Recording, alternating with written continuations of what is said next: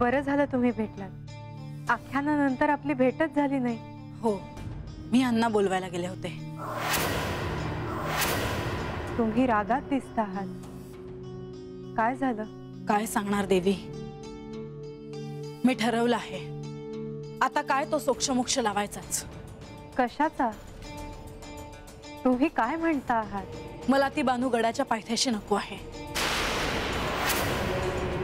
जेजुरीतून घालवून टाकायचं आहे मला तिला।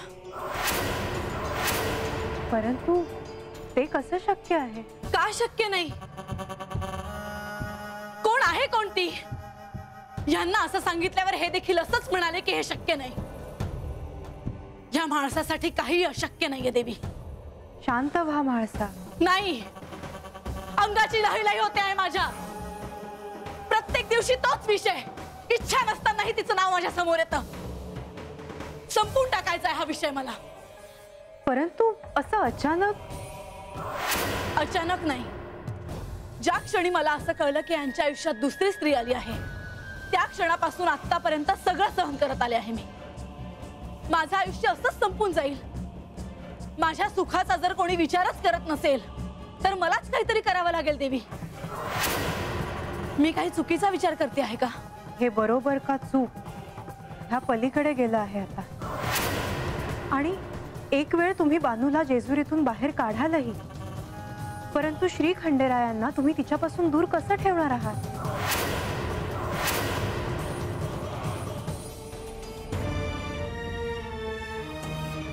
कारण ती त्यांची केवळ प्रेयसी नाही, तर आता ती त्यांची पत्नी आहे।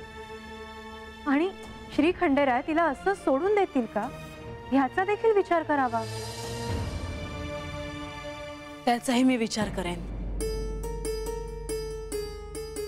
मला हे ठाऊक आहे की हे एवढं सोपं नाही, पण हे अशक्यही नाहीये देवी।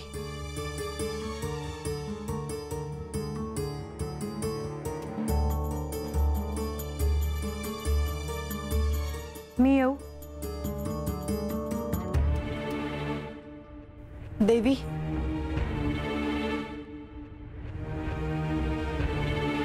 एक सांगू? सांगा ना। तुम्ही स्वगृही जाऊ नये। मी तुम्हाला सांगणारच होते, परंतु वेगळाच विषय सुरू झाला आणि आपलं बोलणं राहून गेलं। आम्ही न जाण्याचा निर्णय घेतला आहे। खरंच? हो, मी इथे गडावर तुम्हा सगळ्यांसोबत असणार आहे।